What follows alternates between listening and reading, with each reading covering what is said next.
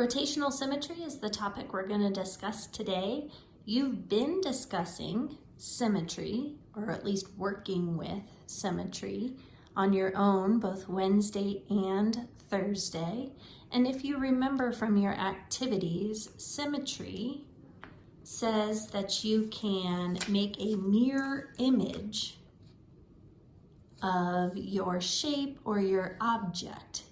So if I were to draw a line down the center of my square, and then I were to fold along that line, I am able to have the shape fit right inside of the other half. Again, if I were to draw a line this way through my square, I could do the same thing, fold along my line, and my shape has lines of symmetry. In fact, a square, hopefully you learned through your activities the other day, has 4 lines of symmetry, as you can go top to bottom, side to side, or diagonal, both directions.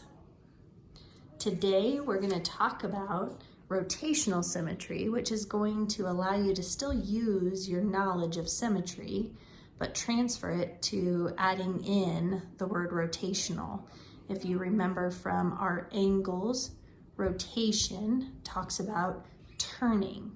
So if I were to start with 2 arrows that were pointing up, and I rotated one of my angles 90 degrees, that would be a 90-degree rotation along the center vertex. If I took that same arrow and I rotate it another 90 degrees, now 180 degrees from its starting point, it's a 180-degree rotation. If I keep going, another 90 degrees will put us at 270 degrees rotation. And finally, if I brought that arrow all the way back up to the start, that would be 360 degrees rotation. So that's what we're talking about when we speak of rotation. So let's see if we can add that in with our symmetry and our shapes. Let's start with our square. If I were to place a square in the center of my board, and I'm going to pick a starting corner, and I have already picked my point of rotation. I'm going to rotate around that point. On my board, I'm going to also create an arrow pointing at my starting so that I know this is where I start or begin. What I want to see is if, when I rotate my square, if it's ever able to fit right in the same square shape or right on top of itself. Just like when we folded along the line of symmetry, it was able to fit right on top of the other side. So I'm going to take it, I'm going to trace my square. Oops, sorry, hit the camera there too. All right, now I'm going to put my marker in the center, and I'm going to grab my corner of my start, and I'm going to start to rotate my shape. You can see right now I'm rotating. If I were to stop here, my shape does not line up with my original square that I began with. So let's keep rotating and see if we can get it to line up. Stop. You can see right here it fits within my same shape. So that is 1 rotational symmetry. If I keep rotating and turning, I've made it 180 degrees from my start. Here I am halfway around, 180 degree turn. I have another perfect fit. If I go 90 degrees more, 270 degrees now, I have one more. And finally ending back to where we started. So you can see I was able to fit my square 3 times right on top of our original shape while rotating it. a complete 360 degrees. So we would say a square, yes, has rotational symmetry.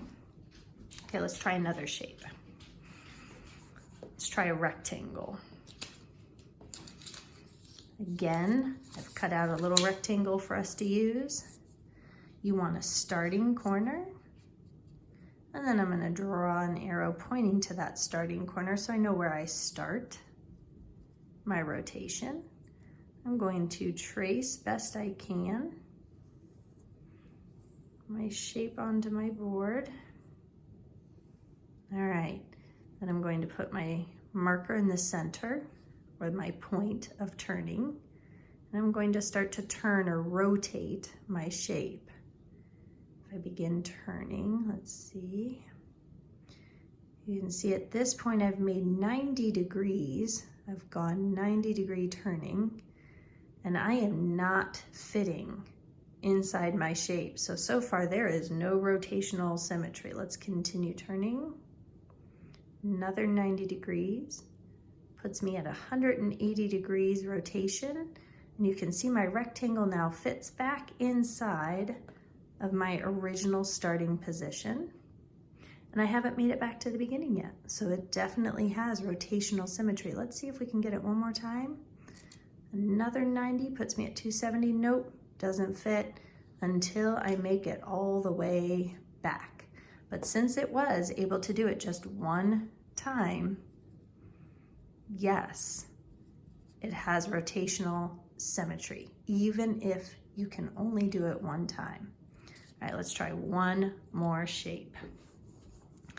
The last shape we're gonna try is a triangle. This is a special kind, isosceles. If you remember from our shapes, an isosceles triangle has two congruent sides. So I've picked my starting corner. Gonna draw an arrow on my board for the other start to remind myself this is where I am starting my rotation. Put my marker in the center to just kind of hold down as I turn. And I'm gonna begin turning. Oh, I forgot to trace. Remember, we wanna trace our shape. That will allow us to see if it really fits. We don't have to rely on our memory and whether or not it looks just like it did before we started turning. Okay, here we go. Now let's start turning. If I begin turning and I make it 90 degrees, you can see that is not fitting inside. So there is no rotational symmetry at 90 degrees. Let's make it to 180 to the bottom. No rotational symmetry at 180.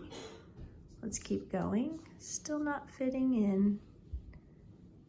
I've made it 270 right there. Sorry, I'll stop. No rotational symmetry. And so you will see and notice that I cannot fit that triangle back in its original picture until I have gone 360 degrees, all the way back to where I started. And if that is the case, then no, it does not have rotational symmetry. I hope this video helped you understand a little bit better about rotational symmetry and will allow you to understand the activities and assignments we would like you to do today.